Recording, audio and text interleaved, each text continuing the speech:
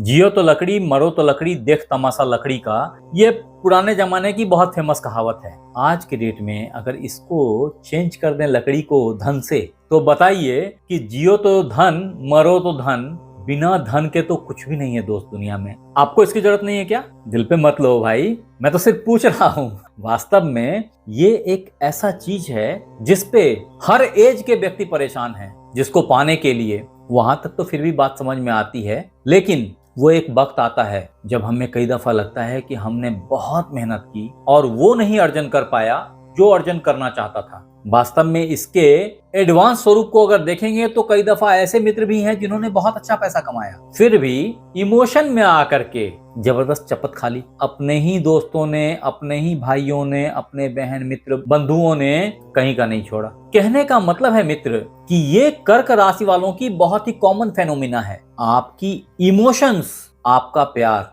आपकी अफेक्शन कहाँ ले डूबे आपको कोई ठिकाना नहीं होता, क्योंकि आप दुनिया को बहुत ही अच्छे चश्मे से देखते हैं। दुनिया उतनी अच्छी नहीं होती कई दफे। आप इतने सीधे हैं, इतने बेहतर हैं, इतने इमोशनल हैं, आप में मातृत्व भाव इतनी ज्यादा है कि नर्चरिंग में, केयर में आपने अपने पैसे झोंक दिए, अपना एफर्ट झोंक दिया और फिर सोचते हैं कि आपने क्या पाया। ये शुरुआती दौर में तो बच्चों को दिखाई नहीं पड़ता, लेकिन वो मित्र बंधु जो अब अधेड़ हो चले हैं, उन्होंने जीवन के बहुत सारे रंग को देख लिया है और ऐसी हालत में सारी चीज फिर भी मैनेज हो जाती है, बट धन का कष्ट असह्य हो जाता है। तो नमस्कार मित्रों, एस्ट्रोलॉजी स्टार्स चैनल में आपका फिर से एक बार स्वागत है। तो मित्र, आज हम बात करेंगे जल तत्व की सबसे भावुक और मातृ प्रवृत्ति की राशि कर्क राशि के धन योग के बारे में। वास्तव में कर्क राशि के लिए धन केवल संपत्ति नहीं है, एक्चुअली एक सुरक्षा है। इनफैक्ट आपको करोड़पति बनने से कोई रोक नहीं सकता अगर एक ग्रह आपकी कुंडली में अच्छा हो जाए तो। वास्तव में उसी ग्रह के पास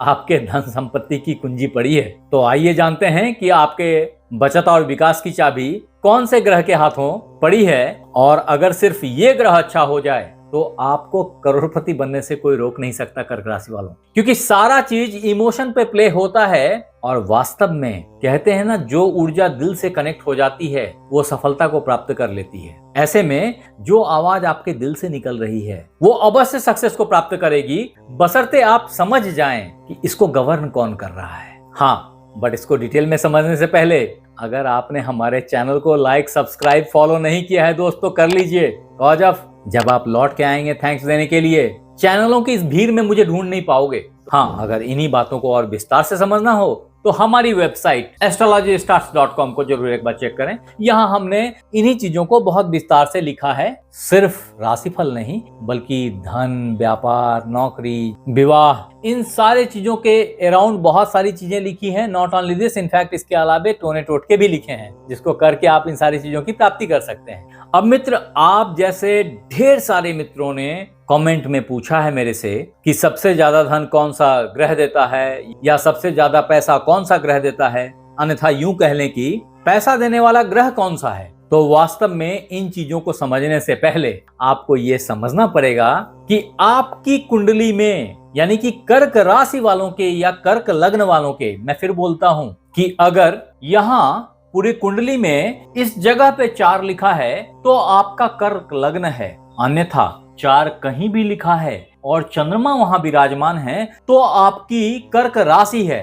अदरवाइज अगर आपका जन्म 21 जून से 22 जुलाई के बीच हुई है तो भी आप कैंसर जॉडियक साइन का रिप्रेजेंटेशन कर रहे हैं। इस तीनों ही हालत में आप एक स्ट्रॉन्ग कैंसेरियन हैं, और ऐसे में आपको अपने जॉडियक के बिहेवियर के अकॉर्डिंगली धन को समझना पड़ेगा। अगर आपने ऐसा समझ लिया तो शायद नेक्स्ट टाइम आपको इस तरह के धन से संबंधित एपिसोड देखने की जरूरत नहीं पड़े। कारण कि इतना धन होगा आपके पास कि धन की चिंता कौन करता है। कहने का मतलब यह है कि अगर आप गौर करें, यहाँ देखें, तो आपको पता चलेगा कि आपके लग्नेश कर्क के मालिक चंद्रदेव हैं, और कर्क से जो दूसरा भाव है, यानी ये लग्न या राशि से जो दूसरा भाव है, दूसरा भाव पहले भाव के पावर को बढ़ाता है, क्षमता को बढ़ाता है, बढ़ाने का काम करता है। इसलिए इस भाव को धन भाव कहते हैं। वास्तव में ये भाव आपकी प्रॉपर्टीज कैरी करता है, आपके एंसेस्ट्रल प्रॉपर्टीज को, आपके लेगेसी को, आपके इनहेरिटेंस को वो कैरी करते हुए आ रहा है और यहाँ पे वो सारी चीजें आपको देता है, जिसमें खास करके धन, परिवार, बचत और वाणी, इन 4 चीजों का जमावड़ा रहता है। यहाँ से ये चारों चीजें आप देख सकते हैं और ऐसे में ये साफ साफ दिखाई पड़ता है कि आपके बोलने की स्टाइल, आपकी टोनैलिटी, जो आपने अपने पिता, माता, अपने समाज से सीखा है, आप उन्हीं का रिप्रेजेंटेशन कर रहे हैं। आप गौर करके देखें, आपके बोलने, सोचने, समझने सबकी स्टाइल वही है जो आपके पिता, दादा, नाना जिनके साथ आप रहे हैं उनसे कैरी करते चली आ रही है, उनसे मैच करती चली आ रही है। ऐसे में इस भाव को हम धन भाव बोलते हैं और इसके लॉर्ड को धनेश बोलते हैं। अब ये बहुत साफ है कि आपके धनेश सूर्यदेव हैं, जो कि लियो के मालिक हैं, सिंह राशि के मालिक हैं। और अगर सिर्फ सूर्यदेव अच्छे हो जाएं आपके जन्म कुंडली में, तो आपको धन की दिक्कत कभी भी इंटरेक्ट नहीं होगी, कभी फेस करनी नहीं पड़ेगी। मैं बताऊंगा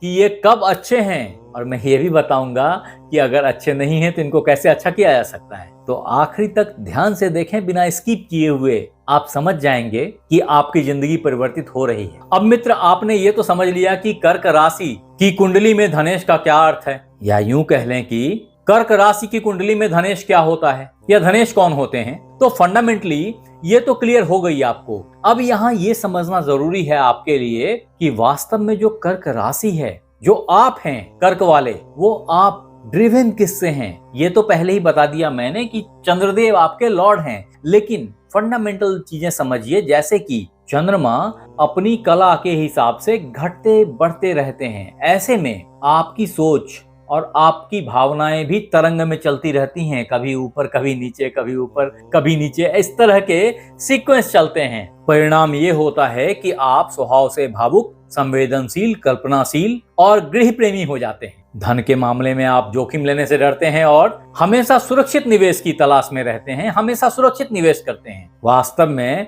पैसा आपके लिए एक सुरक्षा कवच है, जिससे आप अपनी और अपने परिवार की सुरक्षा इंश्योर करते हैं, ऐसा देखा गया है। ऐसे में अगर लग्नेश कमजोर हो जाए, यानी कि चंद्रमा 10 अंशों से कम अथवा 21 अंशों से ज्यादा में आपके कुंडली में हो, अन्यथा आपका जन्म कृष्ण पक्ष में हुआ हो या शुक्ल पक्ष के अष्टमी से पहले हुआ हो, तो ऐसी हालत में भी आप भावनात्मक दृष्टिकोण से थोड़े छिड़ जाते हैं और धन से ठगे जा सकते हैं। कई दफा लोगों ने इमोशनल ब्लैकमेल किया है आपको, आपने अपनापन में आकर के ढेर सारा पैसा लगाया है, ढेर सारा पैसा दिया है और फिर खाली हाथ गिरे हैं आप। ऐसे में जो मैंने पहले बताया कि आपके धनेश सूर्यदेव अगर मजबूत हैं, यानी कि अपनी ही राशि में, अन्यथा अपनी उच्च राशि में है, यानी कि यहाँ 10वें भाव में, अन्यथा इन पे शुभ ग्रहों की दृष्टि है, सौम्य ग्रहों की दृष्टि है, अदरवाइज इन पे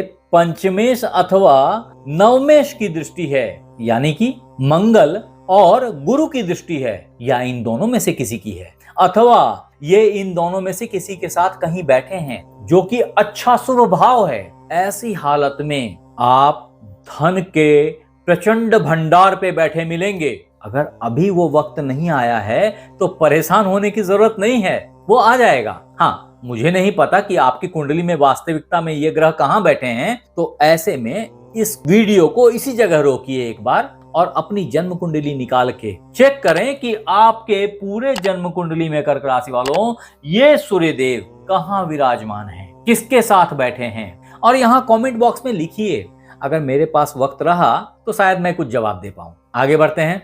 वास्तव में सूर्यदेव आत्मा, हड्डी, हृदय, इन सब का प्रतिनिधित्व करते हैं। ये राजा हैं सारे ग्रहों के। ऐसे में किसी भी तरह के रॉन्ग डिसीजन से आपको बचाते हैं, आपको आत्म बल से सपोर्ट देते हैं। आत्मिक बल, आत्मा का बल आपको प्राप्त होता है। लिए गए डिसीजंस बहुत स्ट्रांग होते हैं आपके फिर, और अनजान लोगों से, विदेशी लोगों से धन की प्राप्ति हो जाती है। इतना ही नहीं है, ऐसी हालत में सामान्यतया आपको प्रजा और प्रशासन दोनों से धन लाभ की प्राप्ति होती है, और आपकी वाणी की तीव्रता, आपकी वाणी की स्टाइल फंसते हुए पैसे को भी निकाल के लाके दे देती है। ये सब कुछ कर्क राशि वालों आपको हठात ही प्राप्त हो जाता है। इसीलिए मैंने इस एपिसोड का नाम रखा है कि अगर सिर्फ ये एक ग्रह अच्छा हो तो आपको करोड़पति बनने से कोई रोक नहीं सकता। अब मित्र, अगर ये चेक किया जाए कि कर्क राशि वालों के धन कमाने की सर्वोत्तम उम्र क्या होती है, तो वास्तव में देखें तो कैंसर जॉडियक पीपल भावनात्मक और पारिवारिक स्थिरता पाने के बाद ही आर्थिक स्थिरता को प्राप्त कर पाते हैं। ऐसे में जहां 26 साल के बाद इनको ग्रेजुअली बेहतर धन की प्राप्ति होती जाती है, वहीं 35 से 45 वर्ष में जाकर के ये प्रॉपरली स्टेबल होते हैं, अच्छे धनराशि पे बैठ जाते हैं। ये एक ऐसा टाइम होता है जब आपका आत्मविश्वास और आपकी लीडरशिप आपको अच्छे पोस्ट पोजीशन पे बिठा देती है, चाहे व्यापार हो चाहे नौकरी, और आप अच्छे धन की आमदनी कर पाते हैं। ऐसे में दोस्त, अगर आपको लग रहा हो कि आपकी उम्र निकलती जा रही है और फिर भी आपको अच्छे धन की प्राप्ति नहीं हो पा रही है, तो बिना ग्रह की स्थिति देखे मैं कुछ उपाय बता रहा हूं, जिसमें पहला उपाय है कि आपको भगवान सूर्य को मजबूत करना चाहिए, और उनको मजबूत करने के लिए जो सबसे रामबाण उपाय है वो है आदित्य हृदय स्तोत्र का नित्य सुबह सूर्योदय समकाल सूर्य भगवान को जल चढ़ाने के बाद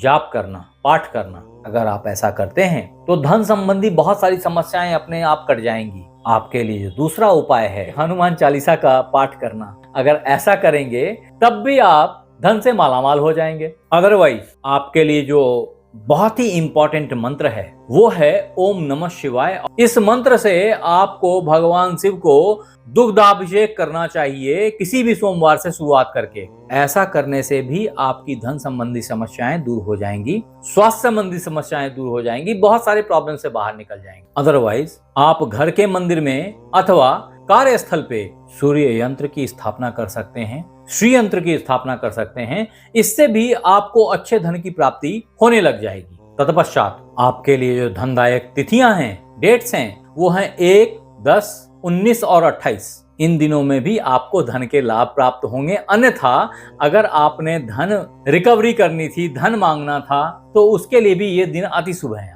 तदोपरांत आप सुनहरा, नारंगी, पीला, सफेद, लाल इन कपड़ों को पहनेंगे तो आपको धन की प्राप्ति अनायास ही होगी। करके देखिएगा। अब मित्र, अगर लाल किताब के कुछ उपाय, कुछ टोटके किए जाएं तो जिससे आपकी धन प्राप्ति सहज हो जाए, तो उनमें पहला है कि मुट्ठी भर जौ अथवा गेहूं का दाना पक्षियों को डाला करें, किसी भी रविवार से शुरू करके। ये कार्य आप 64 दिन तक लगातार करेंगे। अन्यथा पिता तुल्य सीनियर लोगों की इज्जत करें, उनको प्रणाम करें। अगर ऐसा करेंगे तो भी आप धन की समस्याओं से ग्रेजुअली निजात पा जाएंगे। तो ये था मित्र कर्क राशि धन योग और धनेश की व्याख्या।